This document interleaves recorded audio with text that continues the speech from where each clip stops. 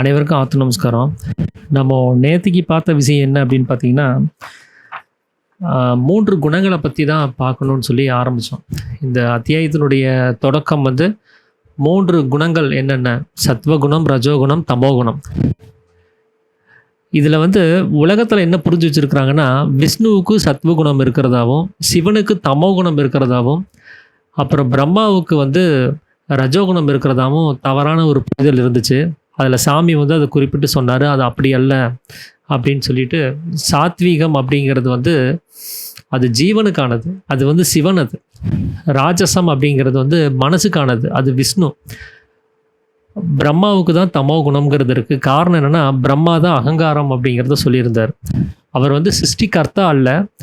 அவரையே வந்து விஷ்ணு தான் வந்து சிருஷ்டி பண்ணியிருக்கிறாரு. விஷ்ணுனுடைய நாபியிலிருந்து தான் அவர் உற்பத்தியாகி வந்திருக்கிறாரு. அப்போ சிருஷ்டிகர்த்தான்னா அவர் வேற எங்கிருந்து உருவாயிருக்க முடியாது.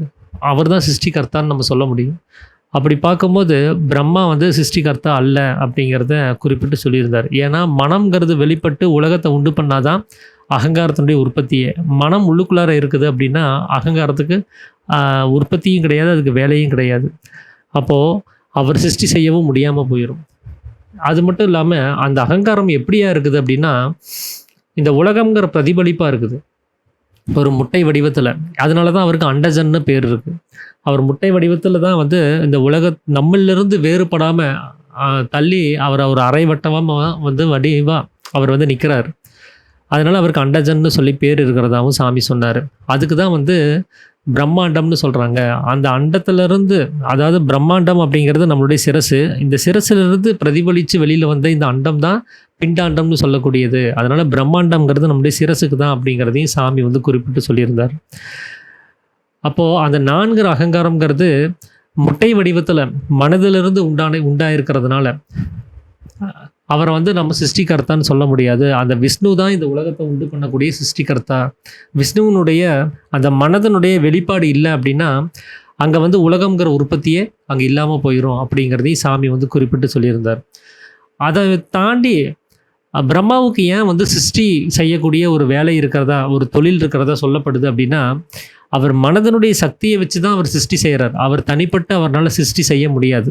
அவர் ஒரு வேலை செய்யணும் அப்படின்னா அவருக்கு வந்து மனதனுடைய சக்தி தேவை. அந்த மனதனுடைய பிரதிபலிப்புங்கிறது அவருக்கு தேவை.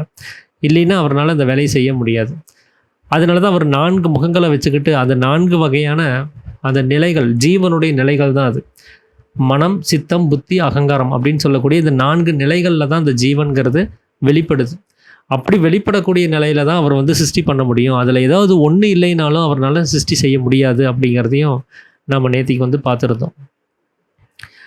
இப்போது நம்ம பொதுவாக வந்து அவர் சிருஷ்டி பண்ணிட்டாரு. ஆனால் நம்மளுடைய மகனை சிருஷ்டி பண்ணது யாருன்னு சொன்னால் கேட்டால் நம்ம பிரம்மா தான் எல்லாத்தையும் சிருஷ்டி பண்ணதான் சொல்கிறோம்.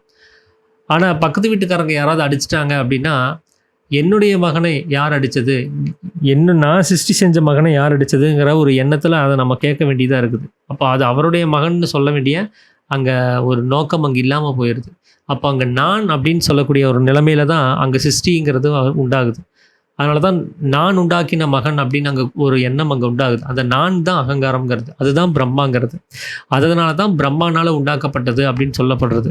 அப்போ பிரம்மாங்கிறது வேறு யாரும் கிடையாது. நான் அப்படின்னு நம்ம எதுக்கு எடுத்தாலும் சொல்கிறோம் இல்லையா? நான் பேசுகிறேன், நான் தொழில் பண்ணுறேன், நான் நடக்கிறேன், நான் சொல்கிறேன் அப்படின்னு அந்த நான் தான் அங்கே அகங்காரமாக இருக்குது. அதுதான் பிரம்மாவாக இருக்குது. அந்த நான் தான் இங்கே இருக்கக்கூடிய எல்லா விஷயத்தையும் உண்டு பண்ணிகிட்ருக்கு. அந்த நான் அப்படிங்கிற நிலைமை இல்லைன்னா இங்கே எதுவுமே கிடையாது அப்படிங்கிறத சாமி வந்து குறிப்பிட்டு சொல்லியிருந்தார். இப்போ இன்றைக்கி நம்ம பார்க்குற ஒரு விஷயம் என்ன அப்படின்னா, அந்த புராணங்களில் வந்து அவருக்கு மனைவி ஒருத்தவங்க இருக்காங்க, சரஸ்வதின்னு சொல்லி ஒருத்தவங்க இருக்காங்க. அவங்க வந்து பிரம்மாவுக்கு தாயாகவும் இருக்காங்க, அவங்களே தான் மனைவியாகவும் இருக்காங்க, அவங்களே தான் தங்கையாகவும் இருக்காங்க, அவங்களே தான் மகளாகவும் இருக்காங்கன்னு சொல்லிட்டு வேத சாஸ்திரங்கள் எழுதியிருக்காங்க. இதெல்லாம் ஒரே இடத்துல எழுதலை, வேறு வேறு சூழ்நிலையில் வேறு வேறு இடத்துல எழுதப்பட்டிருக்குது. இதெல்லாத்தையும் ஒன்றா சேர்த்து பார்க்கும்போது ஒரு சரஸ்வதிங்கிறது ஒரு பெண் ஆகுது. மனைவின்னு வரும்போது, தாயின்னு வரும்போது, சகோதரின்னு வரும்போது, மகள்னு வரும்போது எல்லாமே ஒரு பெண் தன்மையை குறிப்பிடக்கூடியதாக இருக்குது. அப்போ ஒரு பெண் வந்து எப்படி இந்த 4 உறவு முறைகளில் ஒருத்தரோட இருக்க முடியும்? நம்ம யோசித்து பார்த்தோம்னா, தன்னுடைய தாயவே அவர் மணந்திருந்தார்னா தாயாக இருந்தவங்க மனைவி ஆயிட்டாங்க அப்படின்னு சொல்லலாம். ஆனால் தங்கையாகவும் மகளாகவும் வர்றதுக்கு அங்கே வாய்ப்பு இல்லாமல் போகுது. ஒருவேளை தன்னுடைய தங்கையவே மணந்திருக்கிறாரு அப்படின்னு நம்ம வச்சுக்கிட்டா கூட, தங்கையாக இருந்தவங்க மனைவி ஆயிட்டாங்கன்னு வரும். ஆனால் மகளாகவும் தாயாகவும் ஆகிறதுக்கு அங்கே வாய்ப்பு இல்லை. ஒருவேளை தன்னுடைய மகளையே அவர் மணந்திருந்தா கூட மகளா இருந்தவங்க மனைவி ஆயிட்டாங்கன்னு சொல்லலாம். அங்கே 2 உறவு முறை வர்றதுக்கு வாய்ப்பு இருக்குது. ஆனால் சகோதரியாகவும் தாயாகவும் வர்றதுக்கு வாய்ப்பு இல்லை. அதனால் எப்படி பார்த்தாலும் இது ஒரு குழப்பமான ஒரு சூழ்நிலையாகவே இருக்குது. அது வேத பண்டிதர்கள்னால கூட இதுக்கான விளக்கத்தை கொடுக்க முடியாத சூழ்நிலை தான் இருந்தது. அதுக்கு சாமி வந்து என்ன சொல்கிறாருன்னா, நீங்கள் அந்த தத்துவத்தை நீங்கள் சரியாக புரிஞ்சுக்காம உங்களுக்கு என்ன புரியுமோ அதை மட்டுமே கவனித்து பார்த்தீங்க அப்படின்னா உங்களால் அந்த விளக்கம் தெரியாது. ஏன்னா வேத சாஸ்திர புராணங்கள் எதுவுமே பொய் அல்ல. அதெல்லாமே ஒரு அனுபவஸ்தர் எழுதி வச்சது. அவர் அதை அனுபவித்து இந்தந்த சங்கதியினால் இப்படி எழுதியிருக்குது அப்படிங்கிறத அவங்க வந்து குறிப்பிட்டு சொல்கிறாங்க. அதை நம்ம அவங்களுடைய கோணத்தை நம்ம சரியாக பார்க்காம நம்மளுடைய கோணத்துலேருந்து அதை கவனித்து பார்க்குறோம். எனக்கு என்னுடைய அறிவுக்கு என்ன இந்த உறவு முறையில் எட்டுமோ அதை பற்றி மட்டுமே கவனித்து பார்க்கும்போது அங்கே குழப்பம் தான் வருது. அதனால் அந்த பிரம்மா அப்படிங்கிறது யார், சரஸ்வதி அப்படின்னா யாருங்கிறத நல்லா பார்த்து அறிந்து அவங்க புரிஞ்சுக்கிட்டு அப்புறமா இந்த உறவு முறைகளை அவங்க குறிப்பிட்டு சொல்கிறாங்க. இந்தந்த ஒரு சங்கதியினால் சரஸ்வதிங்கிறது பிரம்மாவுக்கு மகளாக இருக்கிறாங்க, இந்தந்த சங்கதியினால் இந்த நிகழ்வுனால பிரம்மாவுக்கு வந்து மனைவியாக இருக்கிறாங்க, தாயாக இருக்கிறாங்க, தங்கையாக இருக்கிறாங்க அப்படிங்கிறத அவங்க அனுபவப்பட்டு அதை பார்த்து அறிந்து எது பிரம்மா எது சரஸ்வதிங்கிறத புரிஞ்சுக்கிட்டு அவங்க வந்து அதை எழுதியிருக்கிறாங்க. இப்போ இது நாள் வரைக்கும் பிரம்மாங்கிறது ஒரு தனியாக ஒரு 3 தேவர்களில் ஒருத்தராக இருந்தார். அவரும் கடவுள் தான், அவர் தான் சிருஷ்டி பண்ணார் நாம் நினச்சிட்டு இருந்தோம். ஆனால் சாமி பிரம்மாவை பற்றின எக்ஸ்பிளனேஷன் கொடுக்கும்போது அது நம்முடைய அகங்காரம் தான், அந்த அகங்காரம் தான் பிரம்மாவாக இருந்து இங்கே சிருஷ்டிகளை செய்யுது அப்படின்னு சொல்லும்போது இப்போ பிரம்மானா யாருன்னு ஒரு சின்ன ஒரு புரிதல் நமக்கு வருது. அந்த மாதிரி சரஸ்வதி யாருங்கிறத புரிஞ்சுக்கிட்டாதான் இந்த அகங்காரத்துக்கும் அந்த சரஸ்வதின்னு சொல்லக்கூடிய அந்த நிலைமைக்கு இருக்கக்கூடிய உறவு முறைகளை நாம் கவனித்து அறிய முடியும். அதை நம்ம சரிவர கவனிக்காதனால தான் இந்த தப்பான அபிப்பிராயங்களை நாம் வச்சுக்க வேண்டிய ஒரு அவசியங்கிறது இருக்குது அப்படிங்கிறத சாமி வந்து சொல்கிறார். அதனால் அந்த நம்ம பிரம்மாங்கிறது முன்னாடி 4ஆம் அத்தியாயத்திலே சாமி வந்து தெளிவுபடுத்தியிருப்பார் அகங்காரத்தை பற்றி பேசும்போது. அது என்னென்னா, தேகமல்லாத ஒரு விஷயத்தை தேகம்னு நம்பிட்டு இருக்கக்கூடிய அந்த அகங்காரத்துக்கு பேர் தான் பிரம்மா அப்படின்னு முதலே ஒரு டெஃபனிஷன் கொடுத்துருப்பாரு. இந்த உடம்பு, இந்த ஜடம் தான் பிரம்மா, இதுதான் அகங்காரம். அந்த அகங்காரம் என்ன சொல்லுதுன்னா, நான் தான் தேகம், இதுதான் சரீரம் அப்படின்னு ஒரு நினைப்போடு அது இருக்குது. ஆனால் சரீரம்னா சாமி என்ன சொன்னார், ஜீவசக்தியாக இருக்கக்கூடிய வாயு தான் சரீரம். அதனால தான் செத்து போன போது அங்கே சரீரம் காணப்படுறது கிடையாது. இந்த ஜடம் சொல்லக்கூடிய இந்த உடம்பு அங்கே இருக்கவே செய்யுது. அப்போது செத்த போது சரீரம் தீர்ந்து போயிருக்கணும், அப்படி தீரவே இல்லை. அப்படி தீரக்கூடியது எதுவோ அதுதான் சரீரம்னு சொல்லி சாமி குறிப்பிட்டு, ஜீவசக்தியாக இருக்கக்கூடிய வாயு தான் செத்து போன போது தீர்ந்து போகுது, அதுதான் வந்து சரீரமாக இருக்குது. ஏன்னா அது சலித்து வெளியில் போயிட்டே இருக்கணும், தீர்ந்து போயிட்டே இருக்கணும். அது திரவகம் மாதிரி அது ஆவியாகி போயிட்டே இருக்கணும், குறைஞ்சு போயிட்டே இருக்கணும், மெலிஞ்சு போயிட்டே இருக்கணும்.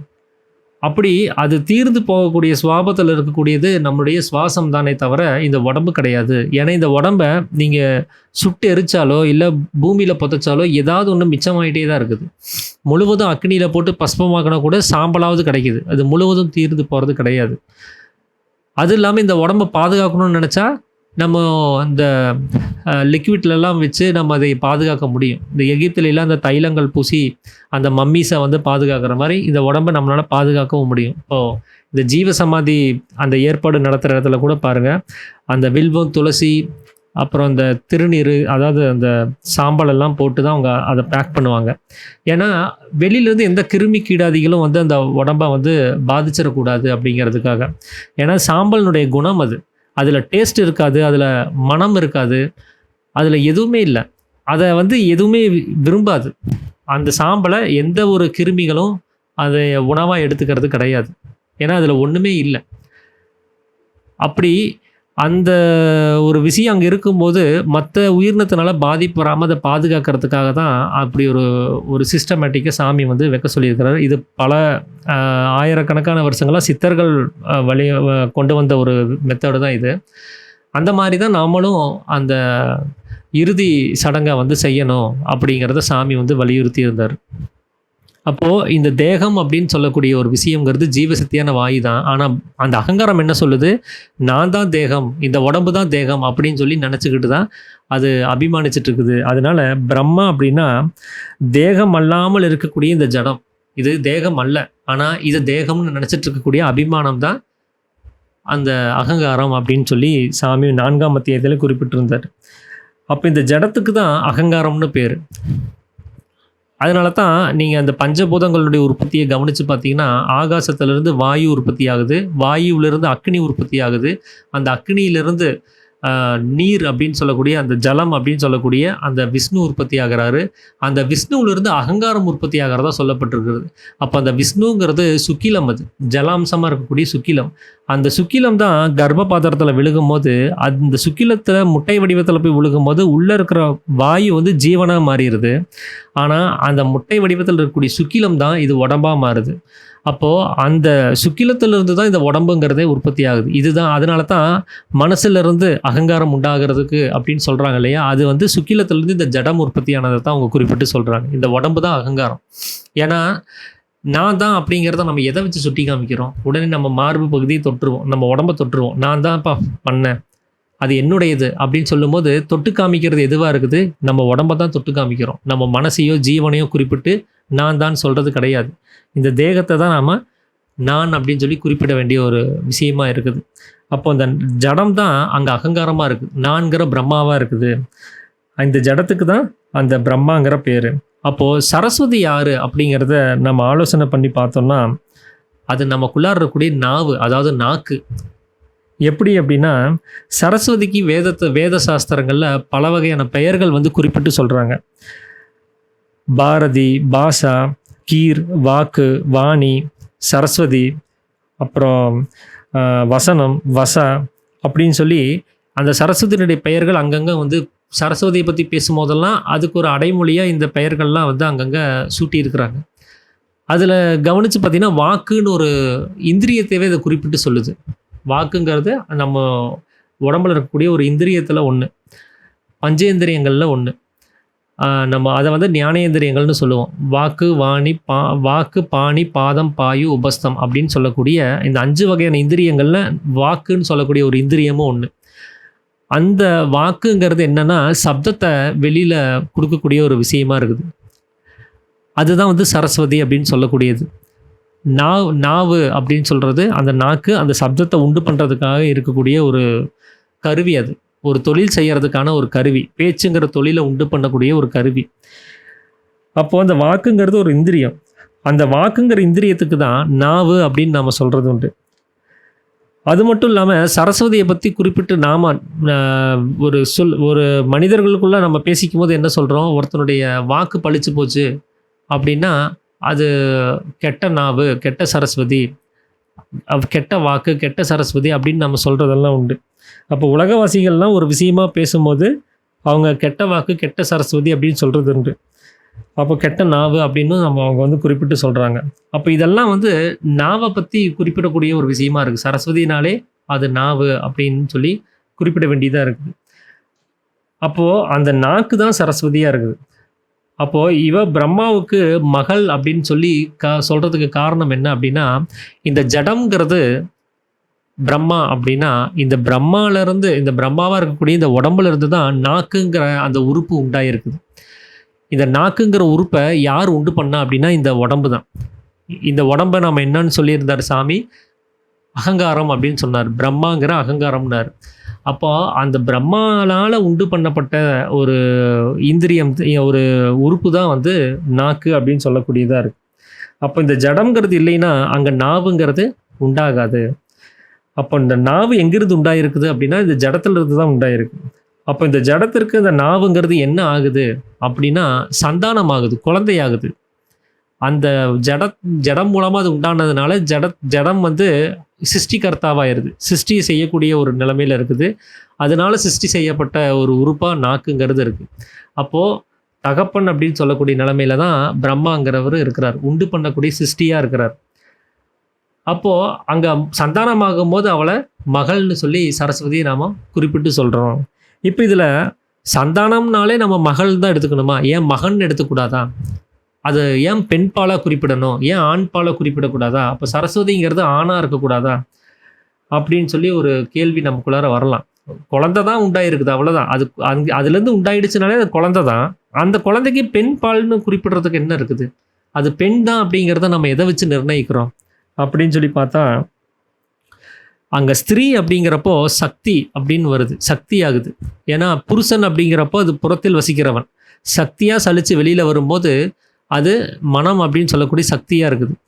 அப்போது புறத்தில் வசிக்கிறவன் புருஷன், அது வந்து ஆண் அப்படின்னா அதுலேருந்து சலித்து வெளியில் போகக்கூடிய சக்திங்கிறது பெண் அப்படின்னு ஆகுது. அதனால தான் இவங்க 2 பேரும் நம்மளுடைய அம்மா அப்பா அப்படின்னு சொல்லி சாமி இதுக்கு முன்னாடி அத்தியாயங்களே குறிப்பிட்டு சொல்லியிருந்தார். அப்போது சக்தியாக சலித்து போகும்போது அது பெண் அப்படின்னு சொல்லக்கூடிய நிலைமையில் அது இருக்குது.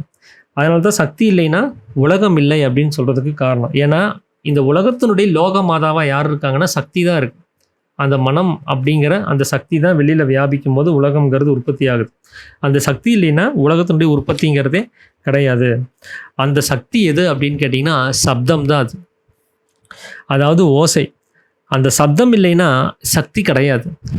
ஒருத்தன் படுத்த படுக்கையாக ஒருத்தன் கிடக்கிறான், இன்னும் ஒரு 10 நாளில் செத்து போயிடுவான், அவ்வளோதான் ஜீவன் இருக்குது. அவர்னால் ஏதாவது சப்தமாக பேச முடியுமா? அவர் செய்கை மட்டும்தான் காமிக்கிறார். இன்னும் நாள் போக கை கால் கூட அசைக்க முடியாது. ஏன்னா சக்தி குறைபாடு வந்துட்டே இருக்குது. இன்னும் 10 நாள் வரைக்கும் தான் உள்ளுக்குள்ளார அந்த பேட்டரி பேக்கப் இருக்குது. அதுக்கப்புறம் அது எம்டி ஆயிரும். அப்போ அது வந்து செயலிழந்து போயிடும் அந்த உடம்பு. அப்புறம் எந்த அசைவும் உண்டாகாது. அப்போது இருக்கிற அந்த கொஞ்சம் சக்தியை வச்சு அவரால் என்ன பண்ண முடியும்னா, முதல்ல கை கால் அசைப்பார், கொஞ்சம் முணுமுணுப்பார். அதில் இன்னும் கொஞ்சம் சக்தி குறைபாடு வரும்போது கை கால் அசைப்பார். அது இன்னமும் சக்தி குறைவுபடும் போது கண்களால் மட்டும்தான் அவரால் ஒரு கோஷ்டிகளை செய்ய முடியும், ஒரு பாவனைகளை செய்ய முடியும். அவ்வளோதான் அவருக்கு வந்து அந்த சக்திங்கிறது இருக்குது. அப்போ அந்த சக்தியினுடைய குறைபாடு வர வர அங்கே சப்தம்ங்கிறது இல்லாமல் போகுது. அந்த சக்தி அதிகமாக சப்தம்ங்கிறது வர ஆரம்பிக்குது. அது எப்படின்னா, அந்த பிறந்த உடனே ஒரு குழந்தை இருக்குது. அந்த குழந்தைக்கு உலகத்தினுடைய விஷயத்தை சும்மா கவனிக்குது, அவ்வளோதான். ஆனால் என்னன்னு அதனால் பார்க்க தெரியாது, அதனால் பேச முடியறது கிடையாது, அதுலேருந்து சப்தம்ங்கிறது உண்டாகிறது கிடையாது. அது ஒவ்வொன்றையும் கவனித்து பார்த்து இதுதான், இது இந்தந்த சங்கதி தான் அது அறிய என்ன ஆகுதுன்னா, நாம் தாய்மொழியில் எதையாவது ஒன்று அந்த குழந்தைகிட்ட பேசுவோம். அந்த குழந்தைக்கு புரியுதா என்னன்னுலாம் தெரியாது நமக்கு. ஆனால் நாம் நம்மளுடைய தாய்மொழியை அந்த குழந்தைகிட்ட பேசுவோம். அதுவும் புரிஞ்ச மாதிரி தலையாட்டுற மாதிரி நமக்கு தோணும். ஆனால் கொஞ்ச நாள் அது என்ன பண்ணுது, அந்த தாய்மொழியை கற்றுக்கவும் செய்யுது. கற்றுக்கிட்டு நாம் எப்படி உச்சரித்தோமோ அந்த உச்சரிப்பை அது வெளியில் சொல்லவும் செய்யுது, அந்த உச்சரிக்கவும் செய்யுது. அப்போது அதனுடைய சக்தி அதிகமாக வியாபிக்க ஆரம்பிச்சிருச்சுன்னு அர்த்தம். சும்மா பார்த்துட்டு இருந்த அந்த மனசு இப்போ வெளி விஷயங்களில் பிடிச்சிக்கிட்டு அதில் விஷயங்களை பதிய ஆரம்பிச்சிருச்சுன்னு அர்த்தம். அந்த புத்திங்கிறது வர ஆரம்பிக்கவும் அது ஒவ்வொன்றையும் ஸ்டோர் பண்ண ஆரம்பிச்சிருச்சு. எப்படி அந்த சப்தத்தை எழுப்பணும் அப்படிங்கிறத அதை கற்றுக்குச்சு. அப்போது சக்தியினுடைய வியாபகத்தன்மை அதிகமாகவும் அங்கே சப்தம்ங்கிறது வெளியில் வருது அந்த குழந்தைக்கு. அந்த சக்தி உள்ளுக்குள்ளாரே இருந்துச்சு அப்படின்னா அந்த குழந்தையினால சப்திக்க முடியாது, பேச முடியாது. அப்போது மனம்ங்கிறது நல்லா வெளிப்பட்டுருச்சு, சக்திங்கிறது நல்லா வெளிப்படுதுன்னா சப்தம் வந்துடுது. சக்தி குறைபாடு வரும்போது சப்தம்ங்கிறது குறைய ஆரம்பிச்சிருது. அதனால தான் சாமி சொல்கிறாரு, அந்த சக்தி தான் சப்தமாக இருக்குது, அது சப்த ரூபமாக தான் சக்தியாக சலித்து வெளியில் போகுது அப்படிங்கிறாரு. அப்போ சக்தி இல்லைன்னா அங்கே பேச்சும் கிடையாது, அங்கே மூச்சும் கிடையாது. ஏன்னா சுவாசமாகவும் சப்தமாகவும் தான் அது வெளியில் போகுது. ஏன்னா இந்த மூக்கும் இந்த வாயு தான் அந்த போயிட்டு வரக்கூடிய ஒரு வாசல். அது அந்த நம்மளுடைய 4 அகங்காரமும் அந்த மனசும் வெளியில் இருக்கக்கூடிய விஷயங்களை பந்தப்பட்டு அதை பிடிச்சு வைக்கிறதுக்கான ஒரு வாசலாக இந்த 2 தான் இருக்குது. அப்படி தான் அது சப்த ரூபமாக, அதாவது வாயு ரூபமாக வெளியில் போகுது. பார்க்கும்போது வாயு ரூபமாக போகிறது நமக்கு தெரியறதில்ல, கேட்கும்போது வாயு ரூபமாக போகிறது நமக்கு தெரியறதில்ல, தொடும்போது நமக்கு வாயு ரூபமாக போகிறது நமக்கு தெரியறது கிடையாது. ஆனால் ஒரு வாசனை எறிகிறதுக்கோ சுவாசிக்கும் போதோ இல்லை பேசும்போதோ அந்த வாயு வெளியில் போகிறத நம்மளால் கவனிக்க முடியும்.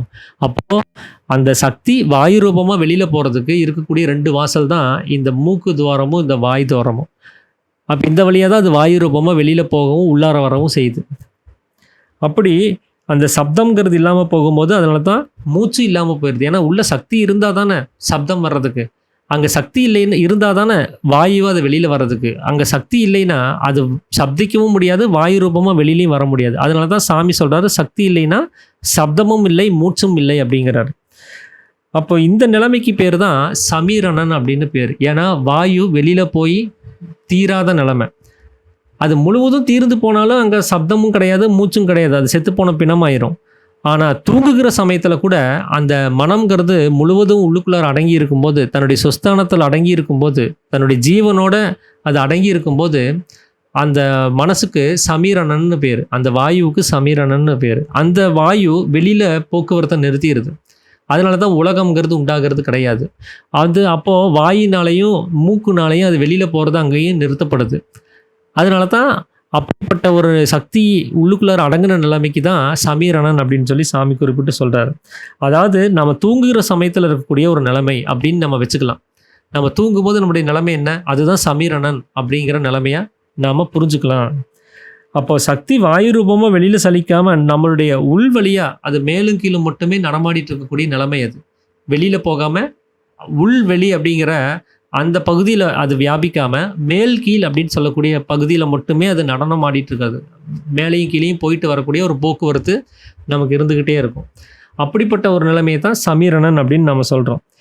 அந்த சக்திங்கிற அந்த வாயு வெளிரூபமாக சலிக்காமல் உள்ளுக்குள்ளாரே இருக்கும்போது அங்கே தூக்க சமயத்தில் நமக்கு என்ன இல்லை, மனம் இருந்தாலும் அது வேலை செய்யலை. அது மனம் இருக்குதானே நமக்கு தெரியறது கிடையாது. பார்க்கவும் முடியாது, கேட்க முடியாது, அறிய முடியாது. நம்மளுடைய நிலைமை என்னன்னு நமக்கு தெரியாது.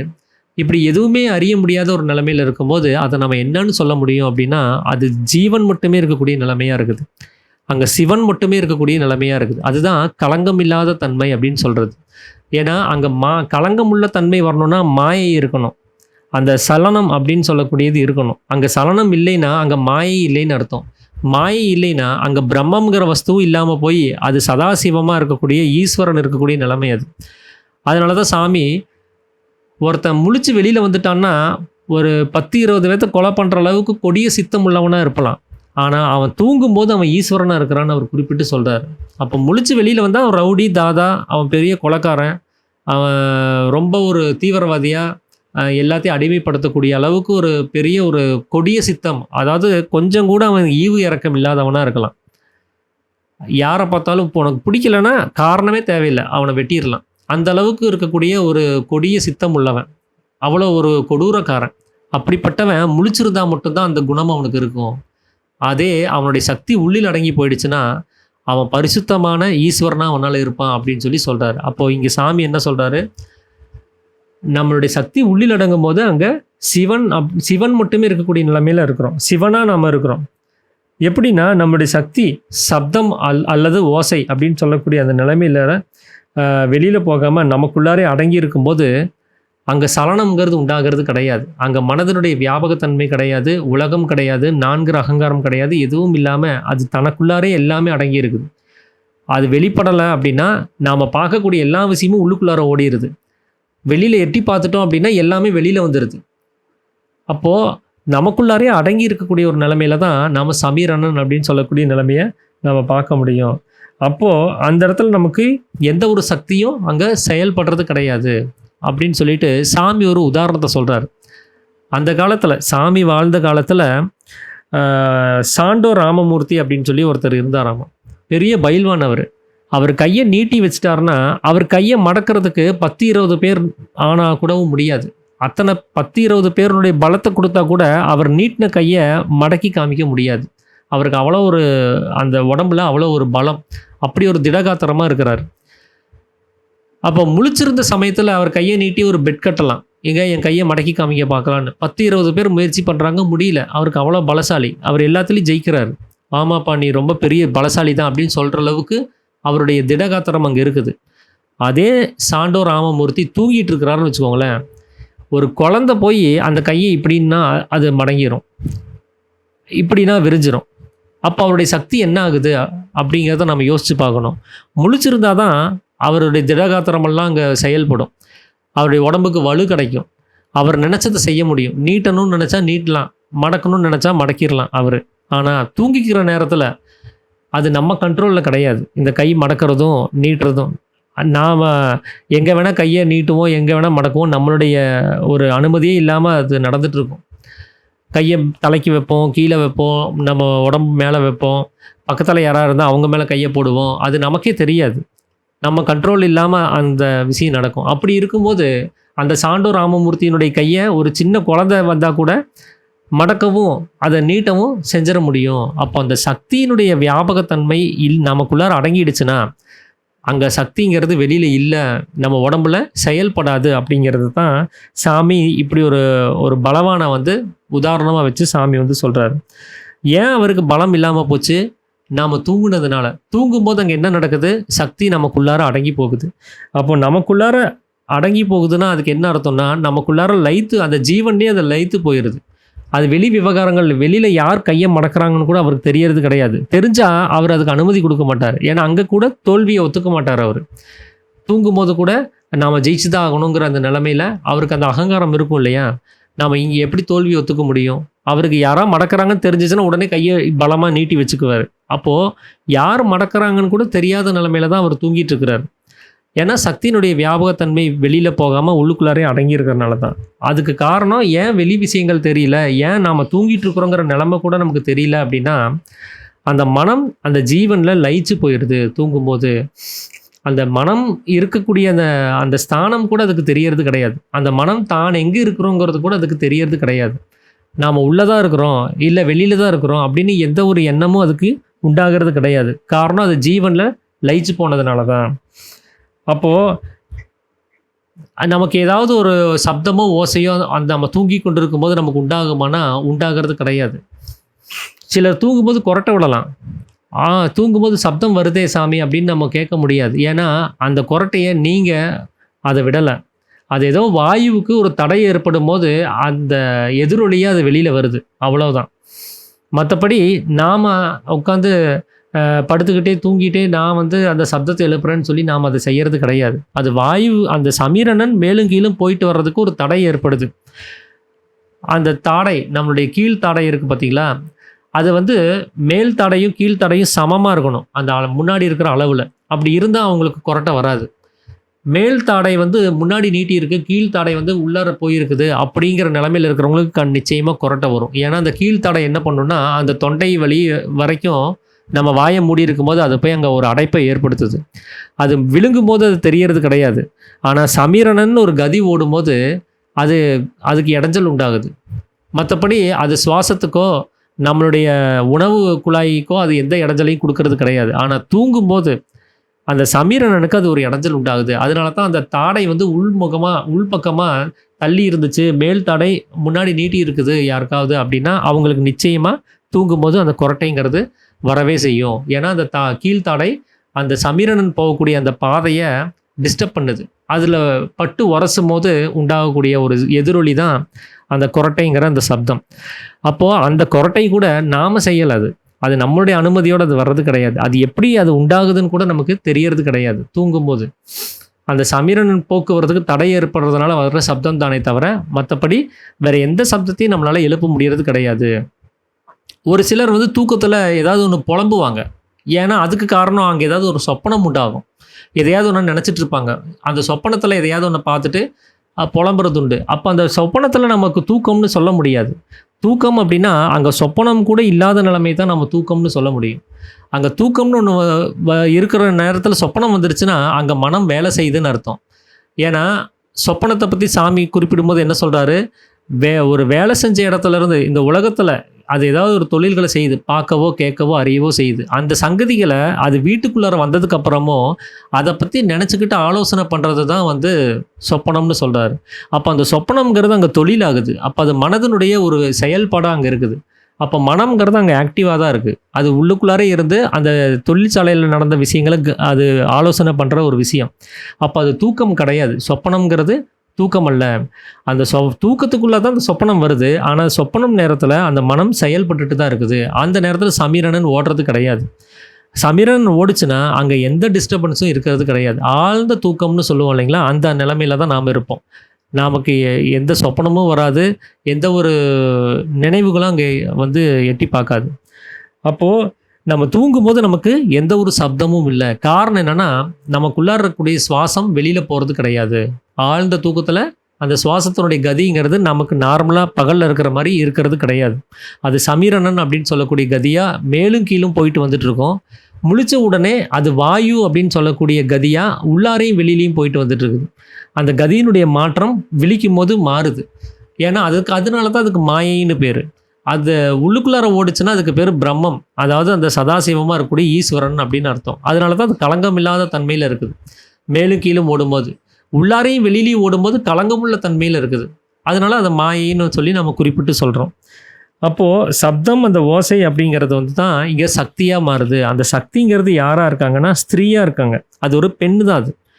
அதனால தான் பிரம்மாவுக்கு பிரம்மாங்கிற ஜடத்திலிருந்து நாக்குங்கிற அந்த உறுப்பு உண்டாகும் போது அதை பெண்ணுன்னு சொல்லி குறிப்பிட்டு மகள்னு நம்ம சொல்கிறோம். அதை மகன் சொல்லி நம்ம குறிப்பிட முடியாது அப்படிங்கிறத சாமி வந்து இங்கே குறிப்பிட்டு ஒரு காரணம் சொல்கிறார். இப்போ அந்த ஸ்திரீயாக இருக்கக்கூடிய அந்த சப்தத்தை உண்டாக்குறதுக்கு காரணமாக இருக்கக்கூடியது நாவு அப்படின்னு சொல்லக்கூடிய அந்த ஸ்திரீ அப்படின்னு சொல்கிறோம். அந்த சப்தத்துக்கு தான் சரஸ்வதி அப்படின்னு சொல்லி பேர். அந்த சப்தம் அப்படிங்கிற சரஸ்வதி எப்படி அந்த உண்டாகுது அப்படின்னா, இந்த நாக்கும் இந்த அகங்காரமும் சேர்ந்தாதான் அது உண்டாகும். அந்த உடம்பும், இந்த உடம்புல இந்த நாக்கு இருக்குது, இது ரெண்டுமே கனெக்ட் ஆகணும். அந்த நான்கிற அகங்காரமும் அப்புறம் இந்த நாக்கும் கனெக்ட் ஆகணும். அப்போ தான் வந்து பேச முடியும். ஏன்னா நாம் ஒரு குழந்தைக்கு பேச்சு சொல்லி தரும்போது, நம்ம தாய்மொழியில் சொல்லி தரும்போது அது ஒவ்வொரு விஷயத்தையும் படித்து புரிஞ்சு பதிவு பண்ணிக்குது புத்தி மூலமாக. அது புத்தி பூர்த்தி ஆகும்போது அகங்காரம் வெளிப்படுது. அந்த அகங்காரம் என்ன பண்ணுது, புத்தியில் ஸ்டோர் பண்ணி வச்சுருக்கிற விஷயங்களை வச்சு தான் அது பேச செய்யுது. அம்மா அப்படின்னு சொல்லணும்னா அது ஏற்கனவே புத்தியில் பூர்த்தி ஆகிருக்கணும். அந்த விஷயம் வந்து பதிவு ஆகிருக்கணும். அப்போ தான் அதனால் உச்சரிக்க முடியும். அப்போது அந்த உச்சரிப்புக்கு அந்த நான்கிற அகங்காரம் காரணமாகுது. நான்கிற அகங்காரம் தான் அந்த பதிவுகளை எடுத்துகிட்டு வந்து நமக்கு அந்த மனசுக்கு வெளிப்படுத்துகிற ஒரு வேலையை செய்யுது. அதனால தான் அகங்காரங்கிறது இல்லைன்னா அந்த மனசுக்கு ஒன்று பார்த்தா அது இந்த பொருள் தான் தெரியாது. ஒரு கம்ப்யூட்டரை பார்க்குறோம், பார்த்த உடனே இது என்னன்னு யாராவது கேட்டால் உடனே அடுத்த செகண்ட் ஒரு கண்ணை மூடி திறக்கிறதுக்குள்ளே சொல்லிடுறோம் இது கம்ப்யூட்டர் அப்படின்னு சொல்கிறோம். ஏன்னா பதிவாக இருக்குது ஏற்கனவே. அந்த பதிவை கொண்டு வந்து மனசுக்கு பார்த்த உடனே காமிச்சு கொடுத்தது யாருன்னா இந்த அகங்காரம் தான். இந்த அகங்காரம் இல்லைன்னா அந்த மனசு அந்த கம்ப்யூட்டரை பார்க்கும், ஆனால் அது என்னன்னு தெரியாது. ஒரு சில டைம் அந்த புத்தி பேதலிச்சு போயிடும். அதுக்கு மறதின்னு சொல்லுவோம். அந்த புத்தியிலேருந்து அந்த ஸ்டோரேஜ் எடுத்துகிட்டு வரதுக்கு டிலே ஆகும். இல்லைன்னா எங்கே வச்சோம் அப்படின்றது தெரியாமல் போயிடும். அங்கே புத்தி சரிவர வேலை செய்யலை அப்படின்னா நம்ம உடனே மறதி அப்படின்னு சொல்கிறோம். அப்போ இல்லை இதுக்கு என்னமோ ஒரு பேர் இருக்குது, நான் மறந்துட்டேன், சட்டுன்னு ஞாபகத்துக்கு வரமாட்டேங்குதுன்னு சொல்லுவோம். ஏன்னா அங்கே புத்தி அந்த ஸ்டோரேஜை டெம்பரவரியாக கூட சேவ் பண்ணி அதை அழிச்சிருக்கும். இது நமக்கு என்ன அவசியம் இருக்குது இதை பற்றி தெரிஞ்சுக்கிறதுக்கு அப்படின்னு சொல்லி அது ஆட்டோ டெலிட் ஆகிருக்கும் டெம்பரவரி மெமரியில் சேவ் பண்ணதுனால. ப்ரைமரி மெமரியில் சேவ் பண்ணியிருந்தால் நாங்கள் சாகிற வரைக்கும் கூட அது நினைவிலே இருக்கும். தூக்கத்தில் எழுப்பி இது என்னன்னு கேட்டால் கூட முடிச்ச உடனே இதுதான் அப்படின்னு நம்ம பதில் சொல்கிற அளவுக்கு இருக்கும் அந்த ப்ரைமரி மெமரிங்கிறது. டெம்பரரி மெமரியில் சேவ் பண்ணிச்சுன்னா அது ஆட்டோ டெலிட் ஆயிரும். 4 நாள் முன்னாடி என்ன குழம்பு நம்ம சாப்பிட்டோம் அப்படின்னா அந்த குழம்பை ருசி பார்த்துருக்குறோம், அந்த குழம்பு பேர் என்னன்னு தெரியும், அதை பற்றி 4 வார்த்தை பெருமையாக கூட யார்கிட்டயாவது பேசியிருப்போம். ஆனால் இன்றைக்கி அது ஞாபகத்தில் இல்லை அப்படின்னா அது டெம்பரரி மெமரியில் சேவ் ஆனதுனால தான். அது நமக்கு அவசியம் இல்லாதது. அவசியமானது எதுவோ அது எல்லாமே ப்ரைமரி மெமரியில் சேவ் ஆகிருக்கும். அது கண்டிப்பாக அது மறக்காது. அப்படி அந்த புத்தி உள்ளுக்குள்ளார போய் ஒரு ஸ்டோரேஜுக்கான பதிவுகள் எடுத்துகிட்டு வரும்போது அது அங்கே இல்லைன்னா உடனே நம்ம ஞாபகம் மறதின்னு சொல்லிடுறோம். அங்கே இல்லைப்பா அந்த பதிவு கிடையாது, மறந்துட்டேன் அப்படின்னு நம்ம சொல்கிறோம். அப்போ அதைய நமக்கு ஞாபகப்படுத்தி சொல்லக்கூடிய விஷயத்த அகங்காரங்கிறது பண்ணுது.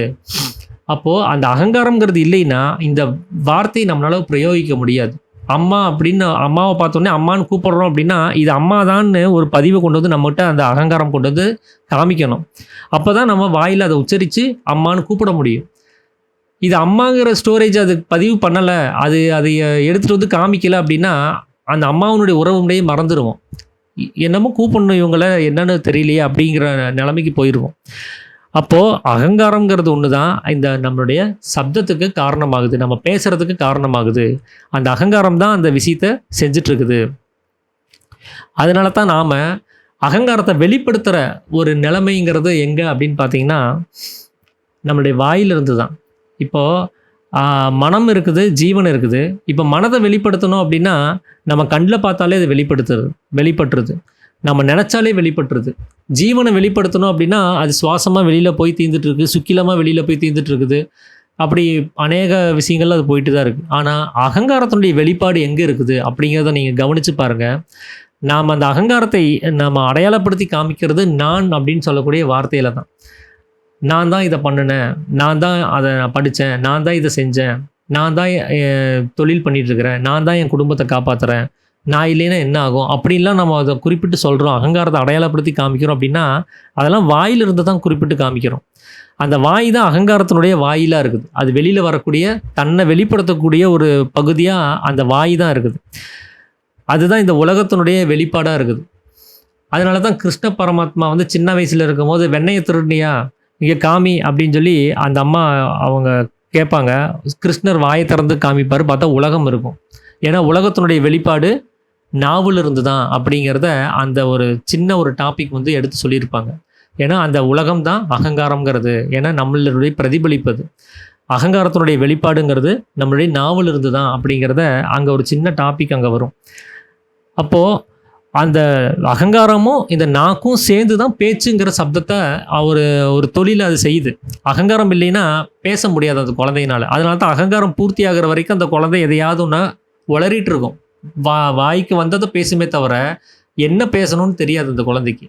ஆ ஊ ஆ இப்படின்னு எதையோ ஒன்று சப்தம் மட்டுமே கொடுக்க முடியுமே தவிர அதை பேசணும், அந்த பேச்சுங்கிற தொழிலை செய்யணும், கேட்ட கேள்விக்கு பதில் சொல்லணும், இல்லை எதையாவது நம்ம கேட்கணும், எனக்கு பசிக்குது சாப்பாடு கொடு அப்படின்னு கேட்கணும் அப்படின்னா, யாரையாவது கூப்பிடணும் அப்படின்னா அதுக்கு அகங்காரத்தினுடைய உதவிங்கிறது வேணும். அப்போ அந்த அகங்காரமும் இந்த நாக்கும் சேர்ந்து தான் அந்த பேச்சுங்கிற ஒரு தொழிலை செய்கிறாங்க. அப்போது நமக்கும் வந்து பெண் குழந்தைகள்லாம் இருக்காங்க. மகள் அப்படின்னு சொல்லக்கூடிய அந்த மகளை வச்சு தான் அவர் அந்த வேலையை அவர் வாங்குறாரு.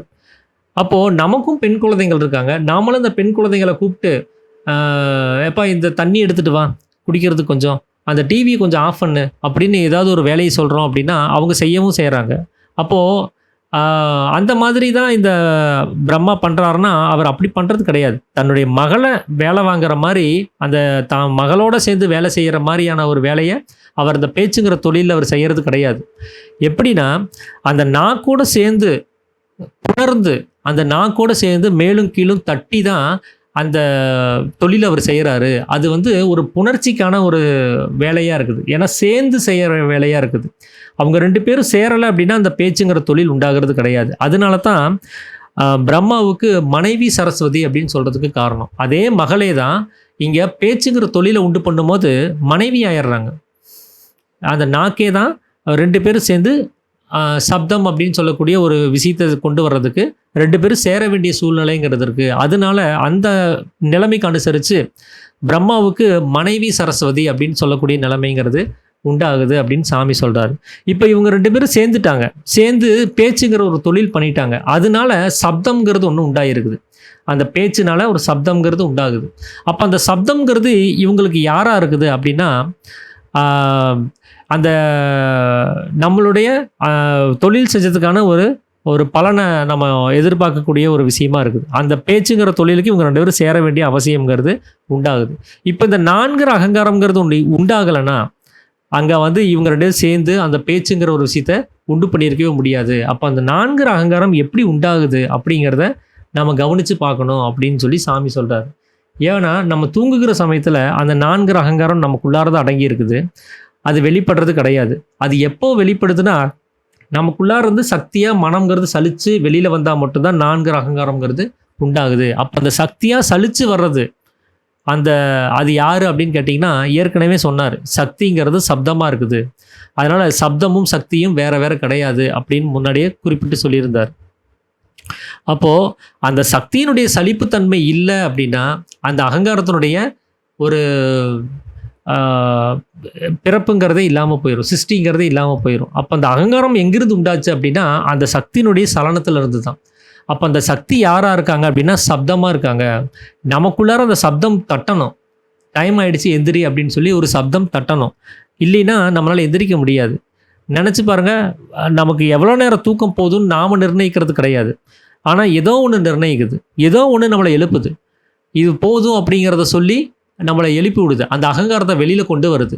அதைத்தான் சாமி வந்து சப்தம்னு சொல்கிறாரு. அந்த சப்தத்தினுடைய தொனி அங்கே கேட்கலைன்னா அவர் எந்திரிக்க முடியாது. இப்போ நாம் ஒருத்தரை எழுப்பும்போது என்ன சொல்கிறோம், தட்டி எழுப்புகிறோம், கூப்பிட்டு எழுப்புகிறோம், இல்லை வெளியில் ஏதாவது அலாரம் வைக்கிறோம் அப்படின்னா அந்த அலாரத்தை கேட்டுட்டு எந்திரிக்கிறோம். அப்போது நமக்குள்ளாரே இதே மாதிரி ஒரு சப்தம் இருக்குது. அந்த சப்தம் தட்டுறதுனால தான் நாம் எந்திரிக்கிறோம் தூக்கத்திலிருந்து. அப்படி எந்திரிக்கும் போது தான் நான்கிற அகங்காரம் உண்டாகுது. அப்போ அந்த அகங்காரத்தினுடைய உற்பத்திக்கு காரணம் யார் அப்படின்னா, நமக்குள்ளார எழுப்பி விட்ட அந்த சப்தம் தான். அந்த சப்தம் தட்டலைன்னா அகங்காரத்தினுடைய உற்பத்தி கிடையாது. அப்படி பார்க்கும்போது அந்த அகங்காரத்தினுடைய சிருஷ்டி யார் உண்டு பண்ணாங்கன்னா, உள்ள தட்டி எழுப்பின அந்த சப்தம் தான். அப்படி இந்த நிலைமைக்கு அனுசரித்து பார்க்கும்போது இந்த பிரம்மாவை உற்பத்தி பண்ணினது அந்த சப்தம் தான். சப்தம் இல்லைன்னா பிரம்மாவனுடைய உற்பத்தி கிடையாது. அப்போது பிரம்மாவுக்கு தாய் அப்படிங்கிற நிலைமையில் அந்த சப்தம்ங்கிறது உண்டாகுது. அதனால் இந்த சங்கதிக்கு அனுசரித்து அவங்க எழுதுகிறாங்க, பிரம்மாவுக்கு சரஸ்வதிங்கிற அந்த சப்தம்ங்கிறது தாய்ங்கிற நிலைமையில் இருக்குது அப்படின்னு சொல்லி குறிப்பிட்டு சொல்கிறாங்க. இப்போ கடைசியாக தங்கை அப்படிங்கிற ஒரு உறவுமுறை இருக்குது. அது எப்படி அப்படின்னா, நாம் அந்த தாய்ங்கிற சப்தம் நம்மளை எழுப்பிடுச்சு, அகங்காரமும் உற்பத்தி ஆயிடுச்சு. இப்போ இந்த அகங்காரம் அந்த நாக்குன்னு சொல்லக்கூடிய மனைவியோட சேர்ந்து புணர ஆரம்பிச்சிருச்சு. காலையில் எழுந்திரிச்சோன்னா பேச ஆரம்பிக்கிறோம். காஃபி கொண்டு வா, சுடுதண்ணி வச்சாச்சா அப்படின்னு சொல்லி கேட்குறோம். அப்போது அந்த ஒரு தொழில் செய்கிறதுக்கு, அந்த ஒரு பேச்சுங்கிற சப்தத்தை உண்டு பண்ணுறதுக்கு இந்த நாக்கோட இந்த அகங்காரம் புணரணும், 2 பேரும் சேரணும். சேர்ந்ததுக்கப்புறம் அங்கே வந்து சப்தம்ங்கிறது உண்டாகுது. அப்போது அந்த தாய் அப்படின்னு சொல்லக்கூடிய அந்த சரஸ்வதி அந்த அகங்காரம்னு சொல்லக்கூடிய பிரம்மாவை உண்டு பண்ணதுக்கப்புறம், அதுக்கப்புறம் இன்னொரு சப்தம், பேச்சாக இருக்கக்கூடிய தொழில்னால இன்னொரு சப்தம் உண்டாகுது. அதுவும் வந்து சரஸ்வதியாக இருக்குது. அப்போது முதல்ல அந்த தாய்ங்கிற சரஸ்வதி உண்டு பண்ணது பிரம்மாவை. அதுக்கப்புறம் ஒரு பிரம்மானால் ஒரு அந்த சப்தம்ங்கிறது ஒன்று உண்டாகுது. பேச்சுங்கிற தொழில்னால ஒரு சப்தம்ங்கிறது உண்டாகுது. அப்போது முதல்ல பிரம்மா பிறந்து அதுக்கப்புறம் அந்த சப்தம்ங்கிற சரஸ்வதி அது பிறக்கிறதுனால, இவர் முதல்ல பிறந்தவர், அவங்க 2வது பிறந்தவங்க. அதனால இவங்க வந்து அண்ணன் ஆகிறாங்க, அவங்க வந்து தங்கை ஆகிறாங்க. இந்த நிலைமைக்கு அனுசரித்து பிரம்மாவுக்கு சரஸ்வதி வந்து தங்கை ஆகுது அப்படின்னு சொல்லி இங்கே வந்து குறிப்பிட்டு சொல்கிறாங்க. அதனால் அந்த பிரம்மா யார், சரஸ்வதி யார் அப்படிங்கிறத நாம் சரிவர புரிஞ்சிக்காதனால தான் நாம் அது ஒரு பெண்ணு, இவர் ஒரு ஆண், இவங்க 2 பேர்த்துக்குள்ளே கல்யாணம் பண்ணிட்டாங்கன்னா இந்த உறவு முறை, இவங்களுக்கு ஒரு குழந்தை பிறந்துருச்சுன்னா அது இந்த உறவு முறைன்னு நாம் தவறாக புரிஞ்சிக்க வேண்டிய ஒரு அவசியங்கிறது ஏற்பட்டுருச்சு. உண்மையாகவே இந்த ஜடம் அப்படின்னு சொல்லக்கூடிய அந்த உடம்பும் நான்கிற அகங்காரம் தான் பிரம்மாவாக இருக்குது. அதே மாதிரி நாக்குன்னு சொல்லக்கூடிய இந்திரியமும் சப்தம்னு சொல்லக்கூடிய அந்த ஒரு சக்தி, அதுதான் வந்து சரஸ்வதியாக இருக்குது. இந்த 2 பொருளும் அப்புறம் இந்த 2 பொருளும் எந்தெந்த சூழ்நிலையில் ஒன்று சேருது, எந்தெந்த சூழ்நிலையில் இது எப்படி சேர்ந்துக்குது அப்படிங்கிறத வச்சு தான், அந்த நிலைமைக்கு அனுசரித்து தான் இவங்க இந்த 4 உறவு முறைகளை வந்து குறிப்பிட்டு சொல்கிறாங்க. அதனால் பிரம்மாங்கிறது ஒரு மனுஷன் அல்ல, சரஸ்வதிங்கிறது ஒரு பெண்ணும் அல்ல. அது வந்து சப்தமாகவும் நாக்காவும் இருக்கிறது தான் சரஸ்வதியாக இருக்குது. உடம்பாகவும் நான்கிற அகங்காரமாகவும் இருக்கிறது தான் பிரம்மாவாக இருக்குது. இதனால் நாம் இந்த தத்துவத்தை புரிஞ்சிக்காதனால தான் நாம் அந்த வேத சாஸ்திரங்களில் இருக்கக்கூடிய உண்மை நிலைமை என்னங்கிறத நம்ம புரிஞ்சிக்க முடியாமல் போயிட்டோம் அப்படிங்கிறத சொல்கிறார். அதனால் உண்மை தத்துவத்தை அறியாமல் இந்த ஜனங்க என்ன பண்ணுறாங்கன்னா, தப்பான அபிப்பிராயத்தினால அவங்க உண்மையான விஷயங்களை அறியாமல், அதில் நியாய அநியாயங்களை கூட பார்க்காம, அதில் நமக்கு புரிஞ்சது எப்படியோ அந்த புரிஞ்சுக்கிட்ட நிலைமையில் ஒரு விஷயத்தை யோசிச்சுக்கிட்டு, நான் மகா பண்டிதன், நான் பெரிய ஒரு ஞானி, எனக்கு வந்து பண்டித பட்டம் கிடைக்கணும் அப்படிங்கிற ஒரு கர்வத்தை வச்சுக்கிட்டு, ஒரு அகங்காரத்தை வச்சுக்கிட்டு இங்கே இருக்கிறவங்களோட சண்டை போட்டுட்டு இருக்கிறாங்க. எனக்கு எல்லாமே தெரியும், நான் சொன்னதான் சரி அப்படின்னு சொல்லிட்டு. அதனால் பிரம்மாங்கிறது வந்து மேலே சொன்னப்பட்ட அந்த முறையில் சக்தியினுடைய வெளிப்பாட்டில் தான் அவருடைய பிறப்புங்கிறது இருக்குது. அப்படி தான் சரஸ்வதியினுடைய உற்பத்தியும் மேலே சொல்லப்பட்ட நிலைமையில தான் இருக்குது அப்படிங்கிறத சாமி சொல்கிறாரு. இந்த 2மே எங்கிருந்து உற்பத்தியாக இருக்குது அப்படின்னா, மனசில் இருந்து தான் உற்பத்தியாக இருக்குது. அந்த மனசுங்கிறது இல்லைன்னா அங்கே நாக்குங்கிற சரஸ்வதிக்கும் வேலை கிடையாது, பிரம்மாங்கிற அகங்காரத்துக்கும் வேலை இல்லாமல் போயிடும். அதனால் இவங்க 2 பேருடைய உற்பத்தியும் அந்த மனம்ங்கிற அந்த நிலைமையில தான் இருக்குது அப்படிங்கிறத சாமி வந்து குறிப்பிட்டு சொல்லியிருந்தார். அப்போது அந்த நாளைக்கு வந்து அந்த விஷ்ணு, அந்த மனம் அப்படிங்கிற அந்த விஷயத்தை தான் நாம் பார்க்க போகிறோம். அகங்காரம் சரஸ்வதி அந்த பார்த்தாச்சு. நாளைக்கு மனம் அப்படிங்கிற ஒரு விஷயத்தை வந்து தொடர்ந்து கவனிப்போம். இதுதான் இன்றைக்கி நான் உங்களோட பகிர்ந்துக்கணும்னு நினச்ச விஷயம். அனைவருக்கும் நமஸ்காரம்.